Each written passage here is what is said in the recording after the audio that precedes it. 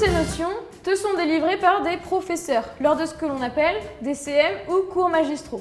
Il s'agit tout simplement d'un cours donné dans un amphithéâtre de plusieurs centaines de personnes. Des enseignements dirigés sont également mis en place dans certaines universités. Il s'agit alors d'enseignements en plus petits groupes permettant de s'entraîner sur des exercices, des applications de cours. Il existe un vrai fossé entre l'organisation des cours et du travail personnel entre la PACES et le lycée.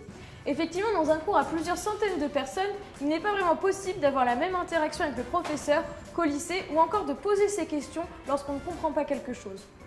Tu peux toutefois envoyer par mail ta question qui sera lue par le professeur au cours suivant.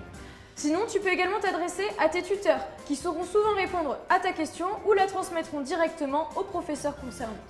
C'est la même chose pour la prise de notes. Le professeur n'attendra pas que tu aies fini de prendre en note sa diapo pour passer à la suivante.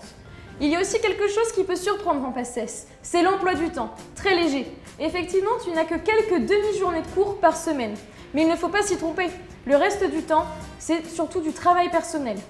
Tu l'auras bien compris, la différence fondamentale avec le lycée, c'est l'autonomie.